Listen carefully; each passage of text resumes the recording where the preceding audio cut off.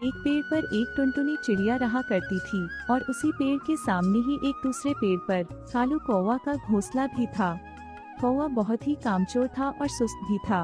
वो पूरा पूरा दिन सोता रहता था और जब भूख लगती तो वो यहाँ वहाँ किसी से मांगकर खा लेता था। वहीं दूसरी तरफ वो चिड़िया बहुत ही मेहनती थी। चिड़िया के अंडों में से बच्चे निकलने ही वाले थे, इसीलिए वो चिड़िया अपने बच्चों के लिए दाना जमा करती रहती थी।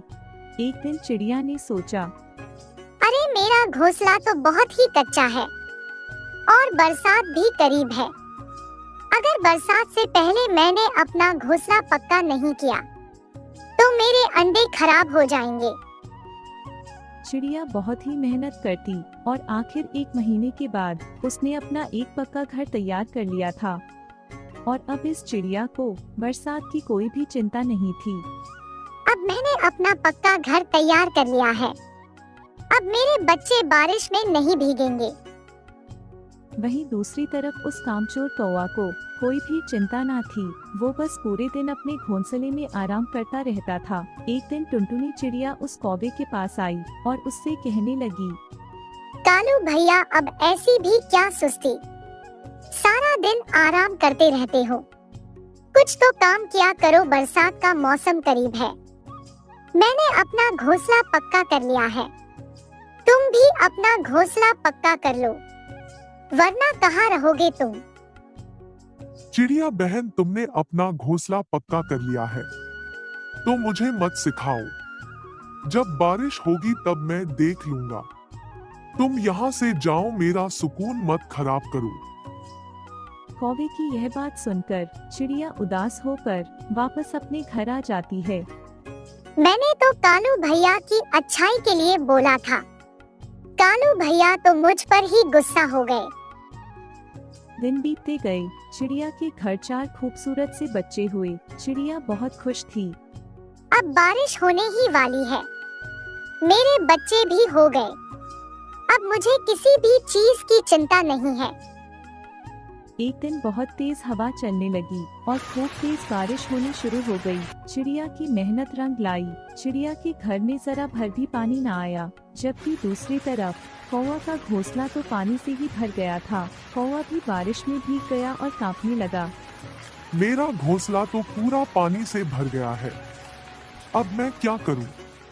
मुझे तो बहुत सर्दी भी लग रही है और मैं कहां जाऊं? एक काम करता हूं, चिड़िया बहन का घर पक्का है, मैं कुछ दिन वहां चला जाता हूं। कौवा चिड़िया के घर की तरफ चला जाता है और चिड़िया का दरवाजा बजाने लगता है। कौन है दरवाजे पर? अरे चिड़िया बहन, मैं तुम्हारा कालू भैया हूँ। दरवाजा खोलो, मेरा घोंसला पूरा पानी से भर गया है और मुझे बहुत सर्दी भी लग रही है, तो मुझे अपने घर में रख लो। चिड़िया फौरन कौवा को अपने घर में बुला लेती है। कालू भैया, जब तक बारिश नहीं रुकती आप मेरे घर में रह सकते हो। जब बारिश रुक जाएगी तो हम आपका घोंसला दोबारा से बना लेंगे। जब तक आप आराम करो। कौवा चिड़िया का घर देखकर बहुत ही ज्यादा हैरान हो जाता है और कौवा सोचता है, अरे ये चिड़िया बहन का घर तो बहुत ही अच्छा है और चिड़िया बहन भी बहुत ही अच्छी है।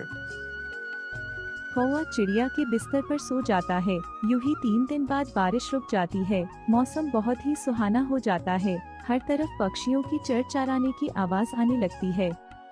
चिड़िया कौवे के पास आती है और उससे कहती है, कौवे भैया, बुरा मत मानना, अब बारिश रुक गई है। अब हम दोनों मिलकर आपका घोंसला दोबारा से तैयार कर सकते हैं। इतनी जल्दी बारिश भी रुक गई। चिड़िया के घर में कितना मजा आ रहा है, कितना सुकून है इसके घर में। मगर ये चिड़िया तो अपना घोंसला बनाने को कह रही है। कौवा बहुत ही कामचोर था और सुस्त भी होता है। चिड़िया की ये बातें सुनकर कौवा बहुत ही परेशान हो जाता है। कौवा बहाना बनाते हुए कहता है, अरे चिड़िया बहन, बारिश की वजह से मुझे बुखार हो गया। मेरे सर में बहुत ही ज्यादा दर्द हो रहा है। मैं आज घोंसला नहीं बना सकता। मुझे माफ करना कालू भैया, मुझे नहीं पता था कि आप बीमार हो। जब आप ठीक हो जाओगे तो हम आपका घोंसला दोबारा से बना लेंगे।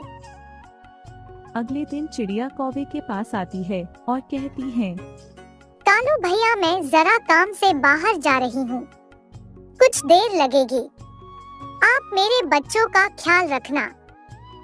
तुम बिल्कुल भी चिंता मत करो चिड़िया बहन, मैं तुम्हारे बच्चे का अच्छे से ख्याल रखूंगा। कौवा की बात सुनकर चिड़िया चली जाती है और कौवा आराम से सो जाता है। चिड़िया के बच्चे खेल रहे होते, बच्चों की खेलने की आवाज की वजह से कौवे की नींद खराब हो रही होती है और कौवा गुस्से में आ जाता है। अरे तुम सभी अपनी आवाजें बंद करो, मुझे नींद आ रही है, मुझे सोने दो, वरना मैं तुम सभी को चील बहन के हवाले कर दूंगा। चिड़िया के बच्चे बहुत ही डर जाते हैं। चिड़िया जब रात को कौवा के घोंसले के लिए तिनका जमा करके वापस आती है तो वो देखती है कि उस कौवे ने तो उसके घर का सारा दाना खा लिया है। चिड़िया कौवा को कुछ ना कहती और भूखे ही सो जाती। अगले दिन चिड़िया कौवा का घोंसला तैयार कर देती है और कौवा के पास आती है। कालू भैया जरा मेरे साथ आओ, मुझे कुछ दिखाना है तुम्हें। चिड़िया उस कौवा को उसके घोंसले के पास लेकर आती है। कालू भैया मैंने आपका नया घोंसला तैयार कर दिया है, अब आप अपने घोंसले में आराम से रह सकते हो। कौवा चिड़िया की यह बात सुनकर गुस्से में आ जाता है और मन ही मन कहता है, अरे ये चिड़िया तो बहुत ही चालाक निकली, अब मैं इधर कैसे रहूंगा। मुझे तो चिड़िया के आरामदायक घर की आदत पड़ गई है। चिड़िया इतना कहकर वहाँ से चली जाती हैं। कौवा को अपने घोंसले में बिल्कुल भी आराम नहीं आ रहा था। वो चिड़िया के घर पर जाता है और झूठ मूठ कहता है, चिड़िया बहन मेरे घोंसले में सांप आ गया है, मैं इसीलिए बचकर तुम्हारे घर पर आ गया हूँ। चिड़िया कौवे की कामचोरी को देखकर समझ जाती है कि कौवा झूठ बोल रहा है। इसे मेरे घर में बिना काम किए खाना खाने और सोने की आदत पड़ गई है। उसने कौवा को सबक सिखाने का फैसला कर लिया था। अरे कालू भैया मेरे बच्चे बहुत बीमार हैं और वो सो रहे हैं, बिस्तर भी खाली नहीं है। आप कहीं और चले जाओ, मेरे बच्चे आपकी आवाज से परेशान हो जाएंगे। कौवा चिड़िया की ये बात सुनकर वापस अपने घोंसले में आ जाता है और कहता है, इस चिड़िया ने मुझे अपने घर में रहने से क्यों मना कर दिया। मुझे तो भूख भी लग रही है, अब खाना भी कहाँ से खाऊंगा मैं। कौवा बहुत ही भूखा भी होता है, मगर उसे दाना ढूंढने में बहुत ही ज्यादा सुस्ती हो रही थी। अगले दिन वो कौवा दोबारा से चिड़िया के घर के बाहर आता है, लेकिन वो चिड़िया कोई ना कोई बहाना बनाकर उसे जाने को कह देती है। अब तो कौवा बहुत ही ज्यादा परेशान हो जाता है। वो भूख के कारण तड़प रहा था। आखिर उस कौवे ने मेहनत से दाना ढूंढना शुरू कर दिया और अपना पेट भरने लगा। चिड़िया ये सब देखकर बहुत ही ज्यादा खुश हो गई। कौवे ने भी अब मेहनत करके चिड़िया की ही तरह एक मजबूत घर बना लिया था और फिर अब कौवा अपना जीवन आराम से और खुशी खुशी जीने लगा। किसी जंगल में एक गरीब टुनटुनी चिड़िया रहा करती थी। एक दिन वह जंगल में भोजन की तलाश कर रही थी। अरे बाप रे बाप,